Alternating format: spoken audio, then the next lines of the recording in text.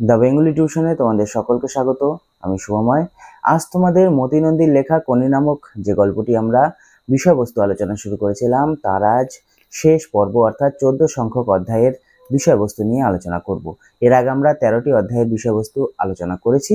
আজ আমরা 14 সংখ্যক অধ্যায়ের বিষয়বস্তু আলোচনা করব। তার সাথে 14 সংখ্যক অধ্যায়ের কিছু এসএকিউ প্রশ্নোত্তর নিয়েও আলোচনা করব। এটি হবে কনি থেকে আমার শেষ ভিডিও। চলো তাহলে শুরু করছি। আমরা কনি গল্পের যে বিষয়বস্তু আলোচনা শুরু করেছিলাম আজ তার 14 অধ্যায় নিয়ে আলোচনা। আমরা আজ 14 নম্বর অধ্যায়ের অর্থাৎ শেষ অধ্যায়ের বিষয়বস্তু আলোচনা করব। মাদ্রাজের জাতীয় সাঁতার চ্যাম্পিয়নশিপে বাংলা দলের হয়ে কনি মাদ্রাজে গিয়ে মুষড়ে পড়েছিল। চিপকে সুইমিং পুলে সে একা একা নিজের মতো কিছুটা অনুশীলন করলো। সবচেয়ে অভাববোধ করলো ক্ষিতীশের, কারণ দলের কর্তা ব্যক্তিরা নিজের নিজের ছাত্রীদের নিয়ে ব্যস্ত ছিলেন। প্রতিযোগিতার প্রথম সোনা জিতল হিয়া। তাকে নিয়েই দলের সকলের আশা ও উৎসাহ প্রকাশ পেতে থাকে। হিয়া একের পর এক 4টি সোনার পদক জিতল। তুলনায় বর্তমান বাংলার মহিলা সাঁতার চ্যাম্পিয়ন অমিয়া তেমন কোনো কৃতিত্ব দেখাতে পারল না। হিয়ার পুরস্কার পাওয়ার সঙ্গে বাংলা দলের চ্যাম্পিয়ন হওয়ার স্বপ্ন দেখতে থাকে কর্তা ব্যক্তিরা। কনির কোচ ক্ষিতিশ সিংহের ওপর আক্রোশবশত কনিকে কোনো ইভেন্টে অংশ নিতে দিল না নির্বাচকরা। কনি গরিব, দেখতে সুন্দর নয়, লেখাপড়ায় অনগ্রসর বলে দলের অন্য মেয়েরাও তাকে টিপ্পনি কাটছিল। এমনকি কেউ কনির সাথে কথা পর্যন্ত বলেনি। দলে ক্রমশ গুরুত্বহীন হয়ে যাওয়ায় অমিয়া মানসিক যন্ত্রণায়ও ভুগছিল। শেষ দুটো ইভেন্ট 100 মিটার ফ্রিস্টাইল ও 4x100 রিলেতে সেরা পারফরমেন্স দেখানোর সংকল্প করল। কিন্তু ভাগ্য তার এমনই বিমুখ যে প্রতিযোগিতার মাঝখানে তার ক্র্যাম্প ধরে, ফলে সে প্রতিযোগিতা থেকে ছিটকে যায়। অমিয়ার অসুস্থতা দুশ্চিন্তায় ফেলে বাংলা দলের কর্মকর্তাদের। অমিয়ার জায়গায় রিজার্ভে থাকা অঞ্জু ও কনির মধ্যে কনিকে নামানোর সিদ্ধান্ত হলো। হিয়া নিজে কনির হাত ধরে তাকে বাংলার সম্মান রক্ষার জন্য রিলেতে অংশ নিতে অনুরোধ জানালো। এই সময় নিজের ওপর হওয়া অন্যায়ের ক্ষোভ অভিমান হয়ে ফুটে উঠল কনির মুখে। না, আমি নামবো না। হিয়ার সাথে তার কথা কাটাকাটি হাতাহাতির পর্যায়ে পৌঁছে যায়। অবশেষে হিয়ার আনস্পোর্টিং অপবাদ কনির আত্মসম্মানে আঘাত করে এবং সে রাজি হয়। রিলে শুরুর ঘোষণা চলাকালীন এক মুখ দাড়ি ভর্তি পাগলের মতো বেশভূষায় ক্ষিতীশ এসে হাজির হন। হিয়া ও সাধনা নিখুঁতভাবে সাঁতার শুরু করল। হিয়া কনির হাত চেপে ধরায় সারা শরীর তার প্রবল বাসনার জোয়ারভাটা বয়ে গেল। কনি স্টার্টিং ব্লকে পা তুলবে এমন সময় কোনি ধ্বনিতে চারিদিক কাঁপিয়ে কনির বুক বিস্ফোরণের বার্তা পৌঁছে দিল। শেষ পর্যন্ত কনির ভেতরের অসহ্য যন্ত্রণা বেগে রূপান্তরিত হলো। একটা মরিয়া চেষ্টা কনিকে পৌঁছে দিল ফিনিশিং পয়েন্টে রমা যোশীর আগেই। অবশেষে কনির গত 1 বছর ধরে বিন্দু বিন্দু করে গড়ে তোলা সাধনার স্তম্ভ স্বীকৃতি পেল। তবে এই কয়দিন কাছে না পাওয়ার অভিমানে কনি কান্নায় ভেঙে পড়ল ক্ষিতীশের বুকে। ক্ষিতীশও কনির সাফল্যের জন্য আনন্দাশ্রুতে ভিজিয়ে দিল কনিকে। Fight Koni fight. কোন পরিস্থিতিতে ক্ষিতীশ সিংহের এই চিৎকার? কথাটির মধ্য দিয়ে বক্তার কোন মনোভাব প্রকাশ পায় লেখো। উত্তর দেখো। মতি নন্দীর কনি উপন্যাসে বর্ণিত হয়েছে দারিদ্র্য বঞ্চনার বিরুদ্ধে সংগ্রাম করে কনির জীবনযুদ্ধে জয়লাভের কাহিনী। বলা বাহুল্য, বহু বঞ্চনা, অপমান, উপেক্ষার হার্ডল টপকে শেষ পর্যন্ত কনি হয়ে উঠেছে ভারত সেরা সাঁতারু। প্রথমে জুপিটার সুইমিং ক্লাবে সে সাঁতার কাটার সুযোগ পায়নি। ক্ষিতীশের শিষ্যা বলে। জুপিটারের কম্পিটিশন থেকেও তাকে কৌশলে বাদ দেওয়া হয়েছিল। স্টেট মিটেও সে হয়েছে নির্লজ্জ ষড়যন্ত্রের শিকার। ন্যাশনাল মিটে সুযোগ পেলেও তাকে বসিয়ে রাখা হয়েছিল। পর্যন্ত অমিয়া পরিবর্ত হিসাবে সে চান্স পেয়েছে রিলে রেসে। স্টার্টিং ব্লকে ওঠার জন্য কনি যখন পা বাড়াচ্ছে, ঠিক সেই সময় ভেসে এসেছে ক্ষিতীশ সিংহের এই চিৎকার। বক্তার মনোভাব। ডারউইন সাহেব বলেছিলেন স্ট্রাগল ফর এক্সিস্টেন্ট এর কথা, সার্ভাইভাল অব দি ফিটেস্ট এর কথা। কনির লড়াই শুধু অস্তিত্বকে টিকিয়ে রাখা নয়, নিজেকে প্রমাণ করারও। অসহনীয় দারিদ্র, অমানবিক বঞ্চনা, অপমান ঠেলে নিজেকে প্রমাণ করার একটা ক্ষীণ সুযোগ পেয়েছে কনি। বক্তা খিদ্দা নিজেও তো এই বঞ্চনার শরিক। তাকে নাস্তানাবুদ করার জন্যই তো এই ষড়যন্ত্রের জাল। কিন্তু সব জাল ছিঁড়ে যখন এসেছে এই সুযোগ, তখন কনির কি করা উচিত? গুরু ক্ষিতীশ শিষ্যা কনিকে মার্গদর্শন করিয়েছেন এই ভোকাল টনিকে। Fight Koni fight. যাদের গোটা জীবনটাই সংগ্রামের, তাদের কাছে এটা নতুন কিছু নয়, শুধু স্মরণ করা আর স্মরণ করিয়ে দেওয়া আর কি। শিষ্যাকে উদ্দীপিত করা আর নিজের উপস্থিতি জানিয়ে দেওয়ার জন্য বক্তা এই মন্তব্য করেছেন। প্রশ্ন দেখো, শুভ জয়যাত্রায় আমরা বেরিয়েছি, শেষ গোল্ডও আমাদের, আমরা চ্যাম্পিয়ন হবই। বক্তাকে শেষ গোল্ড জিতে বাংলা দল কিভাবে চ্যাম্পিয়ন হয়েছিল? উত্তর দেখো, মাদ্রাজে বাংলা দলের মেয়ে সাঁতারুদের উদ্দেশ্যে উক্তিটি করেছিলেন ধীরেন ঘোষ। বাংলা দলের চ্যাম্পিয়ন হওয়া। দেখো, বাংলা সাঁতার দলের সদস্যা হিয়া মাদ্রাজের জাতীয় সাঁতার প্রতিযোগিতায় প্রথম সোনা পায়। হিয়ার সোনা জয় বাংলা দলের সব সদস্যদের মনে আশার সঞ্চার করে। হিয়া দুটি সোনা জেতায় এবং অন্যরা ব্রোঞ্জ, রূপা জেতায়। বাংলার পয়েন্ট দাঁড়ায় 14 আর মহারাষ্ট্রের হয় 16। মহারাষ্ট্রের রমা যোশীও হিয়ার মতো দুটো সোনা জিতেছিল। হিয়া ও রমার সোনার পদক যখন 3টি করে হয়, তখনও বাংলা ও মহারাষ্ট্রের মধ্যে 2 পয়েন্টের ব্যবধান ছিল। একসময় হিয়া ও রমা যোশী উভয়েরই 4টি করে সোনার পদক হয়, আর বাংলা ও মহারাষ্ট্রের পয়েন্টও সমান হয়ে যায়। এমত অবস্থায় শেষ দিনে 100 মিটার ফ্রি স্টাইলে অমিয়ার সোনা জেতার ওপরই নির্ভর করতে থাকে বাংলার চ্যাম্পিয়ন হওয়া। কিন্তু দুর্ভাগ্যের বিষয়, প্রতিযোগিতার মাঝে অমিয়ার ক্র্যাম্প ধরায় সেই আশা নষ্ট হয়। ফলে পরিস্থিতি এমন হয়ে ওঠে যে শেষ খেলা 4x100 রিলেতে জেতাই একমাত্র বাংলাকে চ্যাম্পিয়ন বানাতে পারে। কিন্তু অমিয়ার জায়গায় রিজার্ভে ছিল অঞ্জু ও কনি। বহু বাদ বি সংবাদের পর শেষ পর্যন্ত কনিকে রিলেতে নামতে সবাই সম্মত হয়, মানে নামাতে। প্রথমে কনি স্বাভাবিক অভিমানবশত অংশগ্রহণে নারাজ হলেও পরে সে রিলেতে অংশ নেয় এবং এক দুর্দান্ত সাঁতারে মহারাষ্ট্রের রমা যোশীকে হারিয়ে বাংলার জন্য 10 পয়েন্ট সংগ্রহ করে বাংলাকে চ্যাম্পিয়নের শিরোপা এনে দেয়।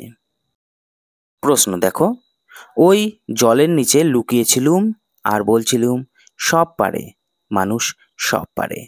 কে কখন এই উক্তি করেছিল? কিভাবে তার এই কথাগুলি বাস্তবায়িত হয়েছিল? লেখো। উত্তর দেখো, মতিনন্দীর কনি উপন্যাসে ক্ষিতীশ এই উক্তি করেন।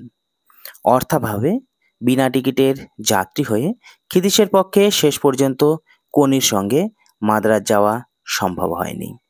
খড়গপুর স্টেশন পর্যন্ত যাওয়ার পরই তিনি চেকারের হাতে ধরা পড়ে যান এবং লকআপে বন্দী হন। কনি যেদিন রিলে তাকে দেখার পরই কনির শরীরের বাড়তি উত্তেজনার সঞ্চার হয়। মরণপণ লড়াইয়ে সে বেঙ্গলকে চ্যাম্পিয়ন করে। জল থেকে উঠে এসে ক্ষিতীশের মুখোমুখি হয়ে যখন সে জানতে চায়, কোথায় লুকিয়েছিলে তুমি? তখন জবাবে ক্ষিতীশ উদ্ধৃত মন্তব্যটি করেন।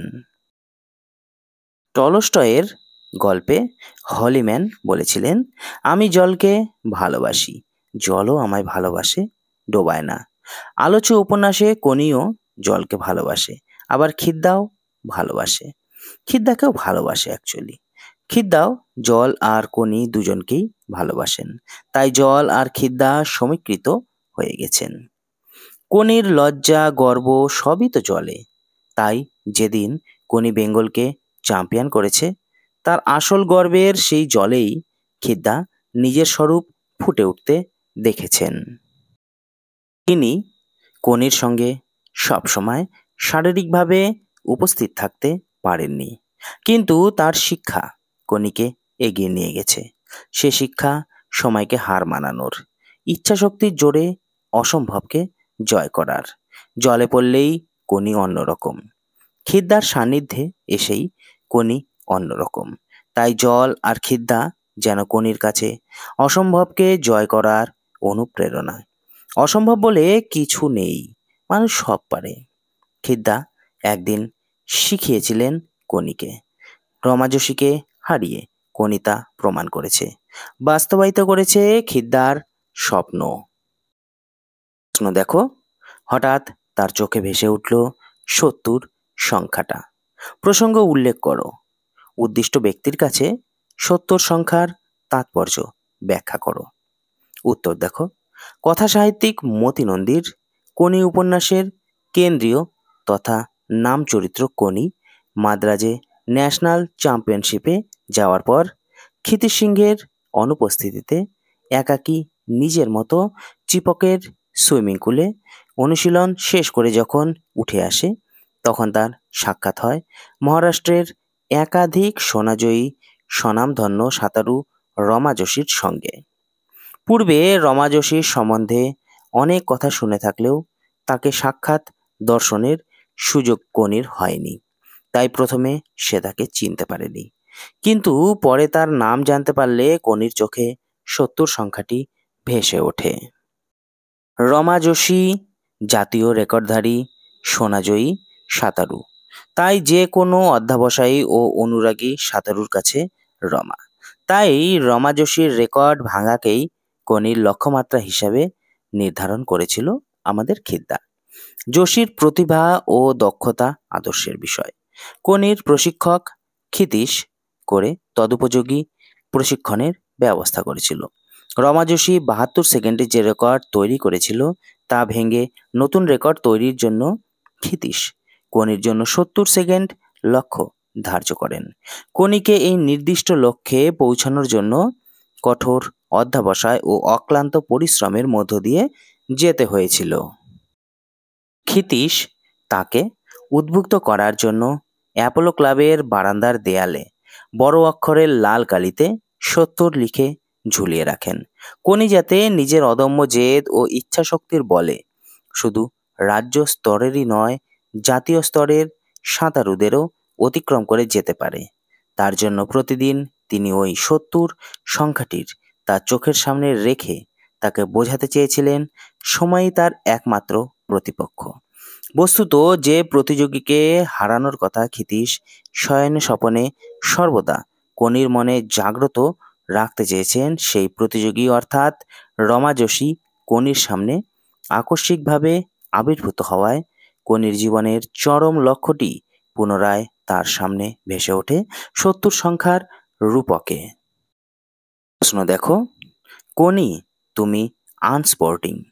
কনিকে আনস্পোর্টিং বলার কারণ কি? কথাটির তাৎপর্য ব্যাখ্যা করো। উত্তর দেখো, মতি নন্দীর কনি উপন্যাসে হিয়া কনিকে আনস্পোর্টিং বলেছে। ন্যাশনাল চ্যাম্পিয়নশিপের কৌশলে কনির নাম বাদ দিয়ে তাকে বসিয়ে রেখেছিলেন ধীরেন ঘোষ, হরিচরণরা। রিলে রেসের আগে অমিয়া অসুস্থ হয়ে পড়ায় বাধ্য হয়ে পূর্ণবেন্দু বিশ্বাসের চাপে কনিকে নামানোর সিদ্ধান্ত নেওয়া হয়। হিয়া কনিকে ডাকতে আসে।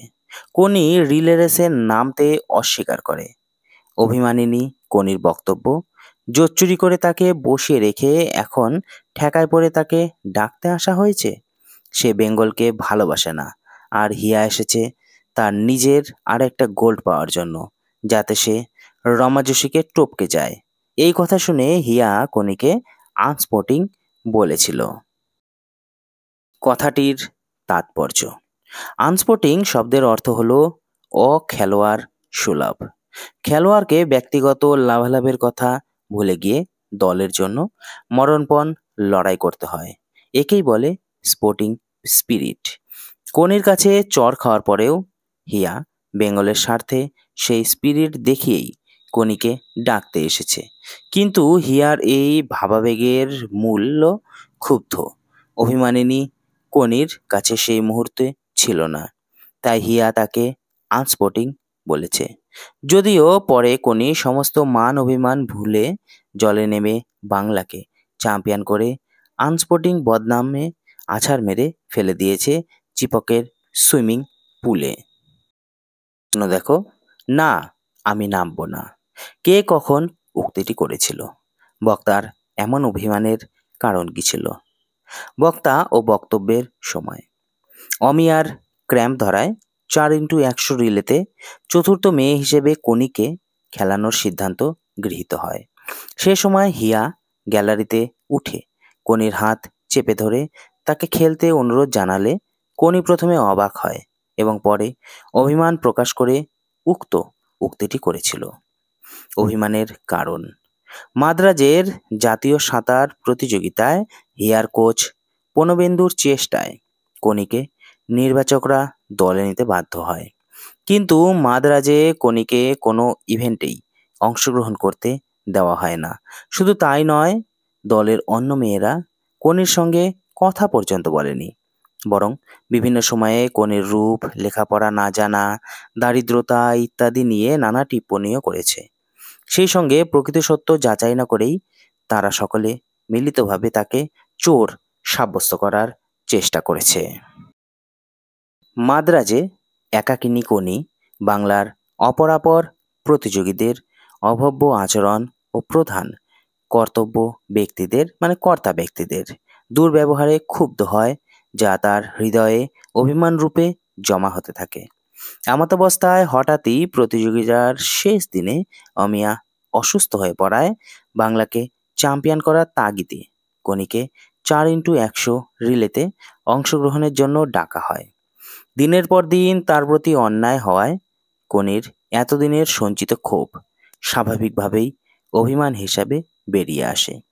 যদিও শেষ পর্যন্ত হিয়া কোনিকে আনস্পোর্টিং বললে কোনির আত্মসম্মানে আঘাত লাগে ও সে অভিমান ভুলে রিলেতে অংশ নিয়ে বাংলাকে চ্যাম্পিয়নের আসনে পৌঁছে দেয়।